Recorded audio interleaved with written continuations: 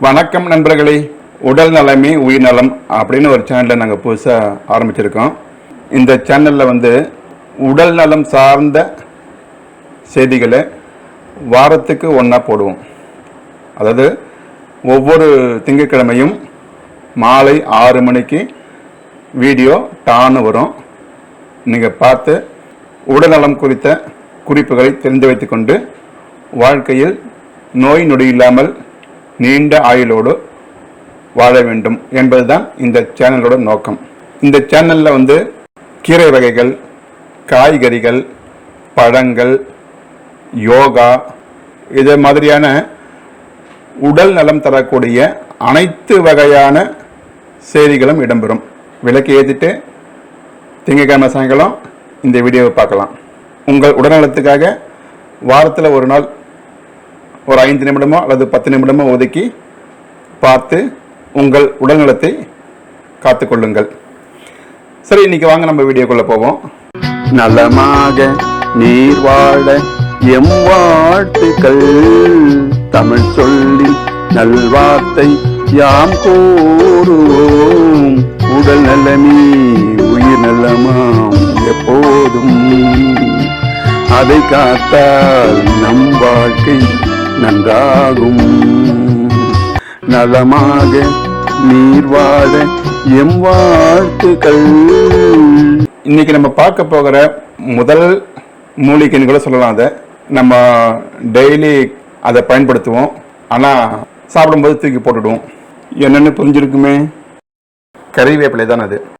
சரி, இந்த கறிவேப்பிலை என்கின்ற சொல்லை நம்ம முதல்ல பார்ப்போம். இதுக்கு ஏன் கறிவேப்பிலை அப்படின்னு பேர் வந்தது அப்படின்னா, இது பார்ப்பதற்கு வேப்பிலை மாதிரி இருக்கும். அந்த இலைகளை பார்த்தா வேப்பிலை மாதிரி இருக்கும், ஆனால் வேப்பிலை இல்லை. கறி என்றால் குழம்பு என்று பொருள். குழம்புக்கு பயன்படுத்தும் வேப்பிலை. இப்போ நம்ம பேச்சொல்ல சொல்லுவோம், காய்கறி வாங்கிட்டு வந்தோம் அப்படின்னு சொல்லுவோம். அந்த வார்த்தையே தவறு தான். முறையாக சொல்லணும்னா கறிக்காய் வாங்கி வந்தோம் என்று சொல்ல வேண்டும். கறி என்றால் தமிழில் குழம்பு என்று பொருள். குழம்புக்கு தான் அந்த காலத்தில் கறி என்று சொல்வார்கள். ஆனால் இன்று அது மாறி இறைச்சிக்கு அந்த பெயர் வந்து விட்டது. உண்மையிலேயே அது இறைச்சி என்று தான் சொல்ல வேண்டும். கறி என்றால் குழம்பு. பழைய காலத்தில் உங்கள் வீட்டில் என்ன கறின்னு கேட்பாங்க.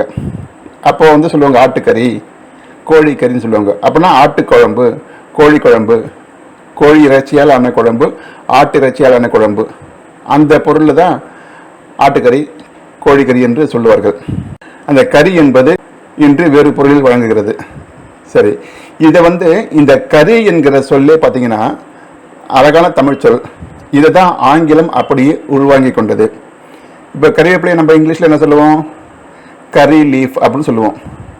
லீஃப்னா இலை, கறினா குழம்புக்கு பயன்படுத்துகின்ற கறி. அந்த சொல்லை அப்படியே எடுத்துக்கிட்டாங்க ஆங்கிலத்தில். ஏன்னா அவங்களால அது ஆங்கிலத்தில் சொல்ல முடியல, அதெல்லாம் அந்த சொல்லை அப்படியே எடுத்துக்கிறாங்க.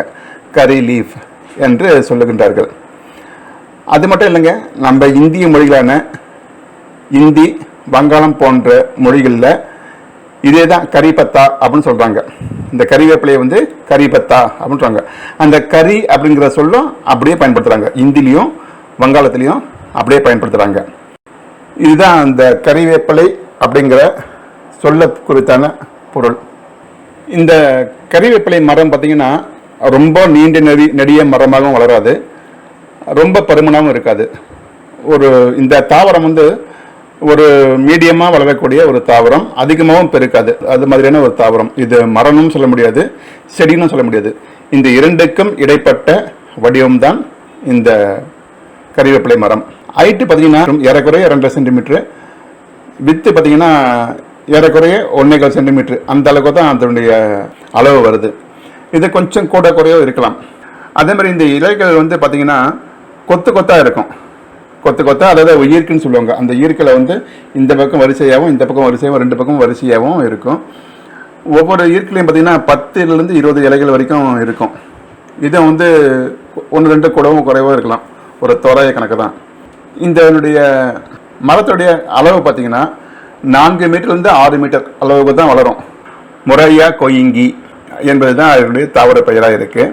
இதில் இந்த இலை மட்டும் இல்லை, ஈர்க்கு, பட்டை, வேறு எல்லாமே வாசனை பொருளாக இருக்குது. வாசனைக்காக அதை பயன்படுத்துகிறோம். ஆனால் நம்ம வந்து அந்த ஈர்க்கெல்லாம் தூக்கி போட்டுறோம். ஆனால் அது தவறு. அதையும் சேர்க்கலாம். இப்போ ரசம் வைக்கும்போது வெறும் கருவேப்பிலை போடுறத விட அந்த ஈர்க்கையும் துண்டு துண்டு நறுக்கி ரசத்தில் போடலாம். கறிவேப்பிலைக்கு என்ன குணம் இருக்கிறதோ அதே குணம் தான் அந்த ஈர்க்குக்கும் இருக்கிறது.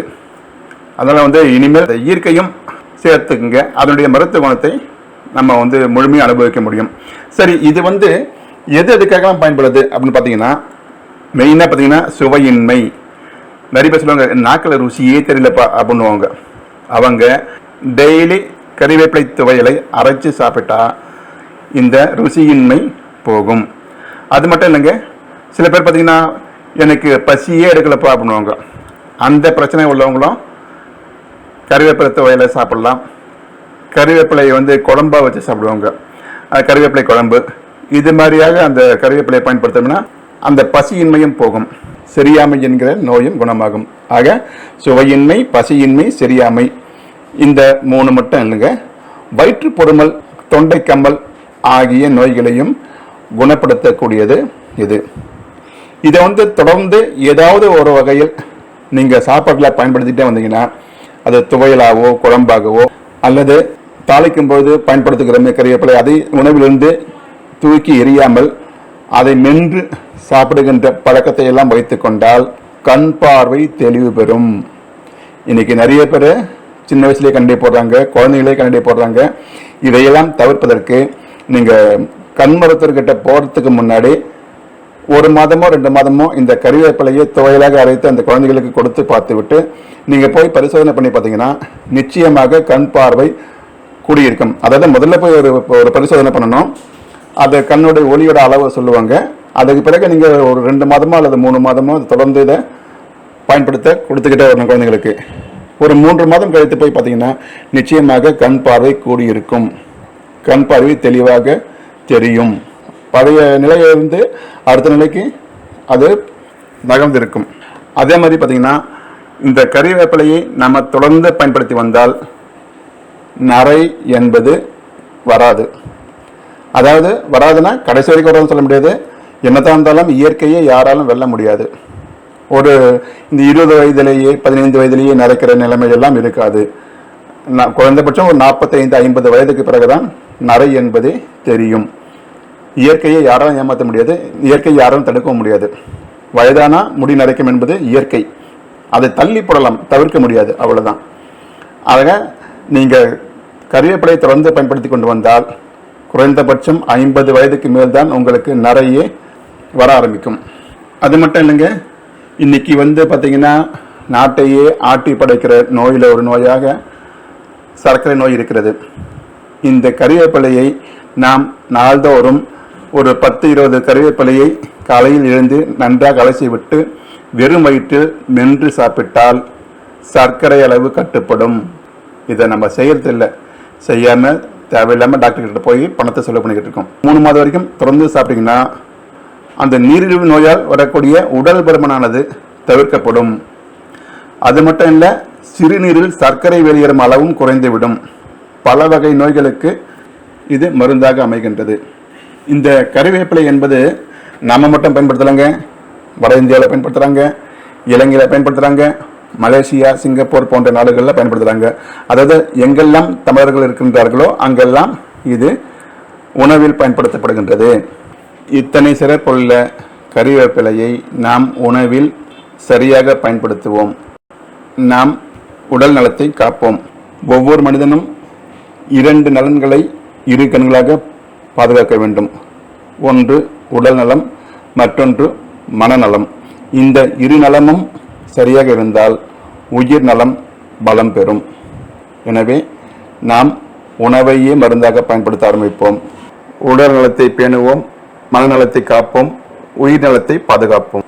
அடுத்த வாரம் இதே கிழமை இதே நேரத்தில் மீண்டும் சந்திப்போம். நன்றி, வணக்கம்.